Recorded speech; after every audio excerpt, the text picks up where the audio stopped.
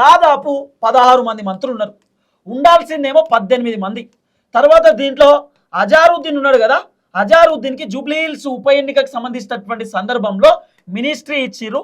కానీ అజారుద్దీన్కి సంబంధించినటువంటి మంత్రి పదవి ఉంటుందా ఊడుతుందా అనేది తెలియదు. 50-50% ఛాన్సెస్ కనబడుతుంది. ఎందుకంటే అజారుద్దీన్కి ఇంకా ఎమ్మెల్సీ పూర్తి స్థాయిలో గవర్నర్ కోటాలో కన్ఫామ్ కాలేదు కాబట్టి సో కొంత అజారుద్దీన్కి సంబంధించినటువంటి వ్యవహారంలో ఆ మంత్రి పదవి కొద్ద డౌట్ లెక్కనే కనబడుతున్నది.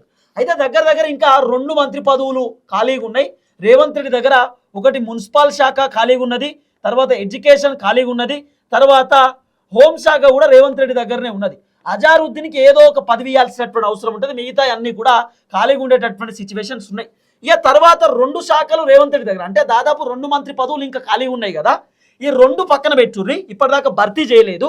ఇక మిగతా ఏదైతే దాదాపు 4 మంత్రులను కాంగ్రెస్ ప్రభుత్వం నుండి తొలగించే ఆలోచనలో ఉన్నారట.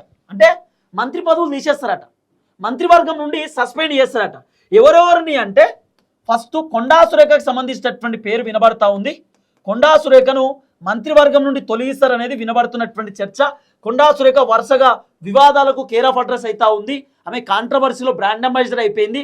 అలాగే పని కూడా చేస్తలేదు, కొంత పని తక్కువ చేస్తూ ఉంది అనేటటువంటి అంశంతో ఆమె పర్ఫార్మెన్స్ బాగాలేదనేటటువంటి విషయం పైన కూడా కొండా సురేఖని మంత్రివర్గం నుండి తొలగించేటటువంటి ఆలోచనలో ఉన్నట్టుగా వినబడుతున్న చర్చ. తర్వాత పొన్నం ప్రభాకర్ని కూడా మంత్రివర్గం నుండి తీసేయడానికి రేవంత్ రెడ్డి ప్రభుత్వం సిద్ధంగా ఉన్నారట. పొన్నం ప్రభాకర్ని మంత్రివర్గం నుండి తీసేసి పిసిసి అధ్యక్షుడు మహేష్ కుమార్ గౌడ్కి మంత్రి పదవి ఇస్తారట. మళ్ళీ పొన్నం ప్రభాకర్కి పిసిసి పదవి ఇస్తారట. అంటే షిఫ్టింగ్ చేస్తారు. పొన్నం ప్రభాకర్ని మంత్రివర్గం నుండి తీసేసి పొన్నం ప్రభాకర్ బీసీ బిడ్డ కాబట్టి ప్రభాకర్కి ఏమో పిసిసి అధ్యక్ష పదవి ఇస్తారు. అంటే ఏదైతే ప్రెసిడెంట్ పదవి అన్నట్టు కాంగ్రెస్ పార్టీ ప్రెసిడెంట్ పదవి ఇస్తారు పొన్నం ప్రభాకర్కి. మహేష్ కుమార్ గౌడ్కి పొన్నం ప్రభాకర్కి ఉన్నటువంటి మంత్రి పదవి ఇస్తారట. తర్వాత జూపల్లి కృష్ణరావుకు సంబంధించినటువంటి పేరు కూడా వినబడతా ఉన్నది. జూపల్లికి సంబంధించినటువంటి మంత్రి పదవి కూడా తీసేసేటటువంటి ఆలోచనలో ఉన్నారట.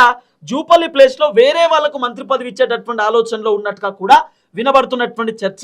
తర్వాత కోమటిరెడ్డి వెంకటరెడ్డికి సంబంధించినటువంటి పేరు కూడా వినబడుతుంది. కానీ కోమటిరెడ్డి వెంకటరెడ్డి 50-50% ఛాన్సెస్ ఉండేటటువంటి అవకాశాలు ఉన్నాయి.